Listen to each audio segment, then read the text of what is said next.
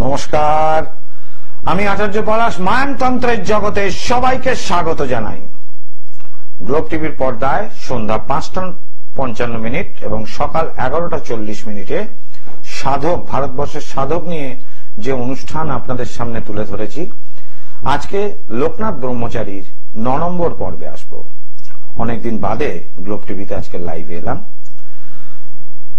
লোকনাথ ব্রহ্মচারীর একটা অলৌকিক ঘটনা, বিভিন্ন অলৌকিক ঘটনা তো আপনাদের সামনে তুলেই ধরছি, আগে বহু সাধকদের তুলেছি এই টিভি অনুষ্ঠানে আমার দর্শক বন্ধুদের জন্য।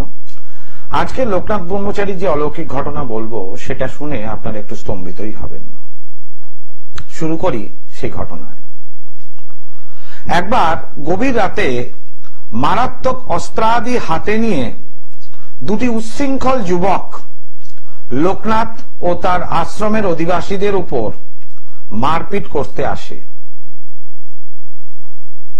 এবং তারা আশ্রম প্রাঙ্গণে প্রবেশ করে। এমন সময় একটি প্রকাণ্ড হিংস্র বাঘ গর্জন করতে করতে আশ্রমের দিকে ছুটে আসছে। তারা দেখতে পেল যে উচ্ছৃঙ্খল দুটি যুবক ধারালো অস্ত্র নিয়ে আশ্রমবাসীদের হত্যা করবেন এবং লোকনাথ ব্রহ্মচারী বাবাকে হত্যা করবেন বলে আসেন। সে দেখতে পায় আশ্রমে প্রবেশ করার থেকে সঙ্গে সঙ্গে যে কোথা থেকে এক বাঘের গর্জন শুরু হয়, তারপর দেখে প্রকাণ্ড একটি বাঘ আশ্রমের দিকে ছুটে আসছে। এই দেখে তাদের তো অবস্থা খুব খারাপ। সেই যুবক দুটো কি করবে? যুবক দুটি আশ্রমের একটি ঘরের ভেতর লুকিয়ে পড়ল এবং বেড়া দিয়ে সমস্ত ঘটনা দেখতে লাগলো। তারা বুঝলো আমাদের আর কিছু করতে হবে না, এই বাঘটি যা করার এখানে তাই করবে। উল্টে তারা তখন চিন্তা করছে আমরা বাদ যাই কিনা বাঘের থেকে, এটাই তারা ভয় পাচ্ছে যে বাঘ তাদেরকেও খাবে কিনা। হঠাৎ তারা দেখতে পায়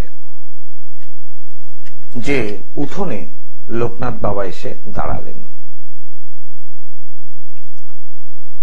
লোকনাথ বাবা বাঘের গর্জন শুনে তিনি তাড়াতাড়ি করে আশ্রম প্রাঙ্গণে এসে দাঁড়ালেন। দুষ্টেরা বাঘের আগমনে ভীত স্তম্ভিত হয়ে বেড়ার ফাঁক দিয়ে সমস্ত কিছু দেখেছিল। সেদিন বাঘটি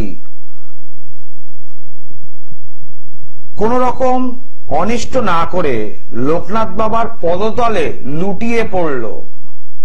দুটো দুষ্টু এই জিনিসটা দেখলো যে বাঘটি, ওই হিংস্র বাঘ লোকনাথ বাবাকে দেখে তার পদতলে অর্থাৎ পায়ে লুটিয়ে পড়ল। লোকনাথ বাবা তখন বাঘটির গলায় ও মাথায় হাত বুলিয়ে তাকে সম্বোধন করে বলে, না গো, তোমার এই আশ্রমে আসা সঙ্গত হয়নি। এখানে সর্বদা লোকের সমাগম, অতএব তুমি অবিলম্বে জঙ্গলে ফিরে যাও। লোকনাথ বাবার এই কথাটি বাঘটির বুঝতে দেরি হয়নি। সে তখন সেখান থেকে চলে যায়। বাবা এও কথা বলেন, এখানে তোমার খাবার জাতীয় কিছুই নেই, ফলে তুমি যেখানে গেলে পাবে সেই জঙ্গলই ফিরে যাও। কথাটির তাৎপর্য বাঘটি বুঝতে পেরেছিল। এই হচ্ছেন সাধক। সাধকদের মৃত্যু ভয় থাকে না। সাধকরা কারুর কোনোদিন ক্ষতি করেন না। যে ব্যক্তি একজন হিংস্র বাঘের সামনে দাঁড়িয়ে পড়তে পারেন, এর আগে এরকম ঘটনা বলেছিলাম তৈলঙ্গ স্বামীর ক্ষেত্রেও ঘটেছিল। লোকনাথ বাবাও এরকম ঘটনা ঘটালেন যে বাঘ তাদের পদতলে এসে পড়ে রয়েছে। লোকনাথ বাবার এই কথা শোনার পর বাঘটি সেখান দিয়ে প্রস্থান করলো বটে, কিন্তু স্তম্ভিত হয়ে গেল ওই যুবক দুটি, যে বেড়ার ফাঁক দিয়ে যারা এই ঘটনাটি দেখেছিল। এইবার কি হলো দুটো যুবকের, শুনাই, শুনুন। যুবক দুটি এই অলৌকিক দৃশ্য দেখার পর হতবাক হয়ে গিয়ে ব্রহ্মচারী বাবা যে কত বড় শক্তিধর সাধক, তারা তখন সেটা বুঝতে পুরোপুরি পেরেছিল। আর তাদের বাকি কিছু ছিল না, না বোঝার মতো। যুবক দুটি অনুতপ্ত হৃদয়ে এই মহাপুরুষের চরণে বারবার ক্ষমা চাইতে লাগলো। মহাপুরুষ ব্রহ্মচারী বাবা তাদের ক্ষমা করে দিলেন। অলৌকিক যোগ বিভূতির সহিত মহাপুরুষের অন্তঃস্থলে যে গূঢ় সঞ্চারী প্রেম প্রবাহ সর্বদা বর্তমান ছিল, এই অলৌকিক ঘটনার নিদর্শন মেলে। একই ধারে এক হিংস্র পশু তাকে শান্ত করলেন, অন্য ধারে দুষ্ট দুটি মানুষকেও উচিত শিক্ষা দিলেন। সাধক এবং মহাপুরুষ। আমার নিজস্ব বাসগৃহ উত্তর কলকাতা শ্যামবাজার, কলকাতা স্টেশন। সেখানে মঙ্গল, শনি, রবিবার বসি। বুধবার দিন ব্যারাকপুর, শুক্রবার হাওড়া ময়দান এবং প্রতি অমাবস্যায় তারাপীঠ। অমাবস্যার আগের দিন বর্ধমানে চেম্বার থাকে, আবার তারাপীঠেও থাকে। মানুষের সমস্যা একাধিক ভাবে হতে পারে। গ্রহগত সমস্যা, বাস্তুগত সমস্যা, আর তৃতীয় ব্যক্তি দ্বারা ক্ষতি করলে সমস্যা। সমস্যাটা কোন জায়গা থেকে হয়েছে প্রথমে সেটাকে বিচার করতে হয়। এই যে বিচার, সেটি যদি গ্রহগত সমস্যা হয় তাহলে কোন গ্রহটা ডিস্টার্ব করলো। মানুষের জন্মছকে একাধিক নিচস্থ গ্রহ থাকতে পারে বা একাধিক অশুভ যোগ থাকতে পারে। সেই একাধিক অশুভ যোগ বা একাধিক অশুভ গ্রহ একসাথে কিন্তু পীড়ন দেয় না।